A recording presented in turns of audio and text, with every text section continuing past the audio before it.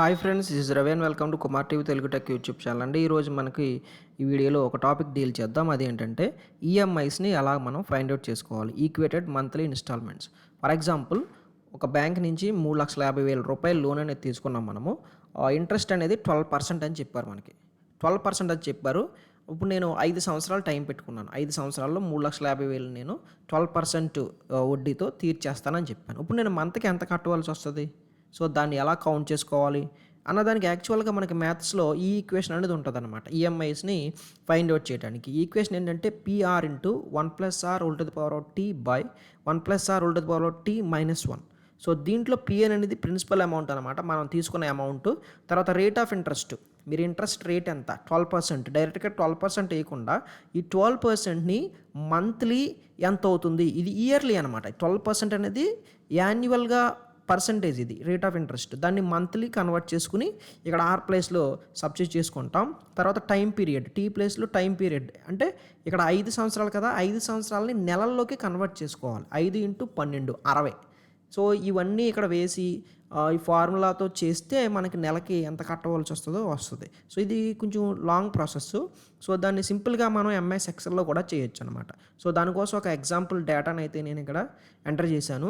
ఇక్కడ అమౌంట్ మనకి 3,50,000 రూపాయలు, ఇంట్రెస్ట్ సంవత్సరానికి 12% ఇంట్రెస్ట్. ఇప్పుడు మంత్లీ ఇంట్రెస్ట్ మనం కనిపెట్టాలి. ఇప్పుడు మంత్కి ఎంత అవుతుంది ఇంట్రెస్ట్ 3,50,000కి అనేదాన్ని తెలుసుకోవాలనుకుంటే కనుక ఇక్కడ ఒక చిన్న ఫార్ములాని అప్లై చేయాలన్నమాట. అదేంటంటే ఈక్వల్స్ టు, ఈ సెల్లో ఈక్వల్స్ టు, ఒక్క నిమిషం ఫ్రెండ్స్, ఈక్వల్స్ టు, ఇప్పుడు ఈ 12/12 అంటే సంవత్సరానికి 12 నెలలు కాబట్టి ఈ 12%/12 నెలలు క్లిక్ చేసి ఎంటర్ చేస్తే మనకి మంత్కి పర్సంటేజ్ ఎంత అనేది వస్తుంది అనమాట, 0.01. సో దీంట్లో అప్లై చేసిన ఫార్ములా ఇది. C3 అంటే రేట్ ఆఫ్ ఇంట్రెస్ట్ 12%/12 నెలలు కాబట్టి 12 ఎంటర్ చేస్తే మనకి మంత్కి పర్సెంట్ ఎంత అనేది వచ్చేస్తుంది.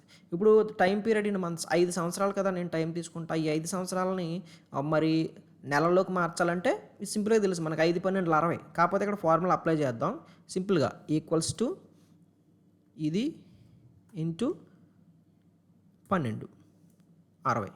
ఓకేనా, సింపుల్ అండి, ఇది అందరికీ తెలిసిందే కదా.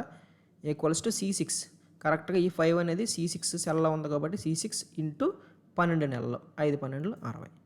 ఓకే, ఈ విధంగా మనకి కొంతవరకు ఈజీ అయిపోయింది. ఇప్పుడు మనం అసలు ఈఎంఐ అనేది కనిపెట్టాలి. ఇవన్నీ యూజ్ చేసుకుని నెలకి ఎంత అవుతుందో చెప్పాలి కాబట్టి, సో ఈ సెల్లో మనం ఫార్ములా అప్లై చేద్దాం. ఫార్ములా ఏంటంటే ఈక్వల్స్ టు పిఎంటి. ఫార్ములా మనకి పిఎంటి అండి.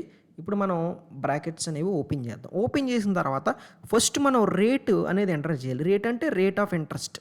రేట్ ఆఫ్ ఇంట్రెస్ట్ అనేది మంత్లీ అనేది అనమాట. మంత్లీ ఇంట్రెస్ట్ అనేది మనం సెలెక్ట్ చేసుకోవాలి. సో మంత్లీ ఇంట్రెస్ట్ అనేది ఏ సెల్లో ఉంది, కరెక్ట్గా C4. సో ఇది సెలెక్ట్ చేసుకున్న తర్వాత కామా క్లిక్ చేయండి.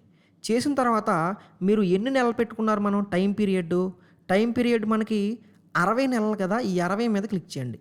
C5 సెల్ అనేది సెలెక్ట్ అయింది, కరెక్ట్గా C5. ఇప్పుడు మరి అసలు అమౌంట్ ఎంత, ప్రిన్సిపల్ అమౌంట్ ఎంత, మనకి 3,50,000. సో ఈ 3,50,000 ఈ సెల్ మీద క్లిక్ చేయండి. క్లిక్ చేసిన తర్వాత C2. ఓకేనా, క్లిక్ చేసిన తర్వాత మీరు బ్రాకెట్ అనేది మనం క్లోజ్ చేసేద్దాం, ఎంటర్ క్లిక్ చేద్దాం.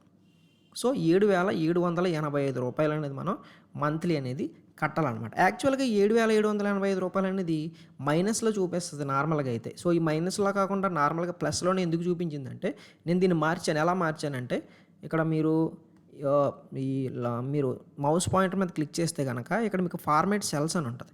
ఫార్మేట్ సెల్స్లో యాక్చువల్గా ఈ విధంగా ఉండేది అనమాట, ఇది మైనస్లో ఉండేది. కాకపోతే నేను దాన్ని ఈ ప్లస్ కింద అనేది మార్చాను అనమాట, ప్లస్గా మార్చాను. దానివల్ల ఏమీ ప్రాబ్లం అనేది ఉండదు.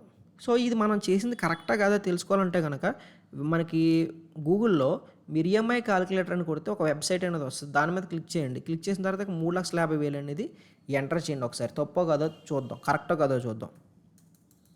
3,50,000 తర్వాత రేట్ ఆఫ్ ఇంట్రెస్ట్ 12% తీసుకున్నాం మనం. యాక్చువల్గా 9 to 14% ఉంటుంది, యావరేజ్గా 12 తీసుకుందాం. లోన్ టెన్యూర్ వచ్చేసి మనకి 60 నెలలు తీసుకున్నాం. ఎంటర్ చేసాం. ఎంటర్ చేస్తే ఎంత వచ్చిందంటే 7,786 రూపాయలు వచ్చింది. సో మనం చేసింది అది కరెక్టా కాదో చూద్దాం.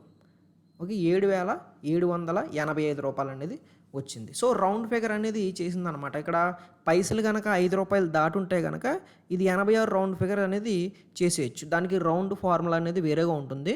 దీంట్లో కూడా రౌండ్ ఫార్ములాని ఎంటర్ చేయొచ్చు. కాకపోతే వేరేగా నేర్చుకుంటాం బెటర్ అనమాట.